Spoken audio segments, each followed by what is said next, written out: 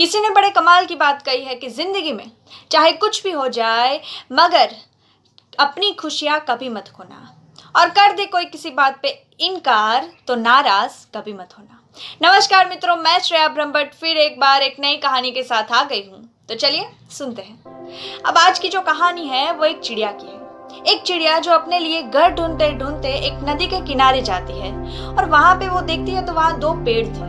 अब वो पहले पेड़ के पास जाती है और उससे पूछती है कि क्या मैं आपके पेड़ पे अपने बच्चों के साथ रह सकती हूँ। अब ये सुन के वो पहला पेड़ उसे तुरंत ही ना कह देता है। अब ये देख के चिड़िया को थोड़ा अजीब लगता है और वो चुपचाप वहां से चली जाती है और वो दूसरे पेड़ से यही सवाल पूछती है कि क्या मैं आपके पेड़ पे अपने बच्चों के साथ रह सकती हूँ। तो वो दूसरा पेड़ उसे हाँ कहता है और चिड़िया खुश हो जाती है और वो दूसरे पेड़ पे रहने लगती है। मगर एक दिन उस नदी के किनारे बहुत बड़ा तूफान आता है, आंधी आती है और वो तूफान में वो पहला पेड़ टूट जाता है और वो पानी में बहने लगता है। अब ये देख के वो चिड़िया पहले पेड़ से कहती है कि तुमने तो उस दिन मुझे इनकार किया था, अब आज देखो तुम्हारी हालत क्या हो गई है। अब ये सुन के पहला पेड़ मुस्कुराता है और उससे कहता है कि मेरा उस दिन तुम्हें इनकार करने की वजह भी यही थी, क्योंकि मुझे पता था कि मेरी जड़ें बहुत कमजोर हो गई है और इस बार की आंधी में मैं टिक नहीं पाऊंगा, इसीलिए मैंने तुम्हें उस दिन इनकार किया था। तो मित्रों, आज की जो स्टोरी है, जो कहानी है, उसका तात्पर्य भी यही है कि जब भी कभी हमारी जिंदगी में हमें कोई इग्नोर करे और हमारी चीजों का इनकार करे,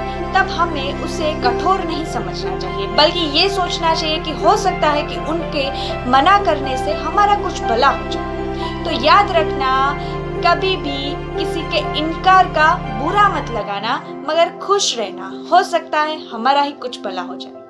तो मित्रों, ऐसी ही और स्टोरी सुनने के लिए मेरे YouTube channel the sum and substance को सब्सक्राइब कीजिए, शेयर कीजिए, लाइक कीजिए और मेरे Instagram page the sum and substance को फॉलो कीजिए। Thank you.